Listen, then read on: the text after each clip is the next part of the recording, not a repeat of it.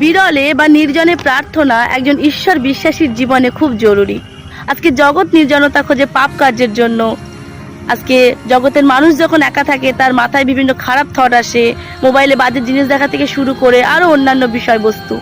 কিন্তু একজন প্রকৃত বিশ্বাসী সে যখন নির্জন থাকে, সে যখন একা থাকে, সে চেষ্টা করে ঈশ্বরের সঙ্গে সময় কাটানোর। কারণ প্রভু যিশু স্বয়ং আমাদেরকে দেখিয়েছে যে বিরলে প্রার্থনা বা নির্জনে প্রার্থনা আমাদেরকে কতটা আত্মিকভাবে শক্তিশালী করে।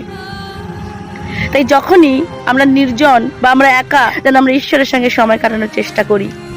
আমাদের জীবনে চার্চ সহভাগিতা অবশ্যই আছে, কিন্তু নির্জনে প্রার্থনা, একাকী প্রার্থনা, আমরা আত্মিকভাবে আরো বল প্রাপ্ত হই। তাই একজন ঈশ্বরকে ভয়কারী ব্যক্তি যখন নির্জনে থাকে, যখন একা থাকে, সে প্রভুর সাথে সময় কাটাতে ভালোবাসে।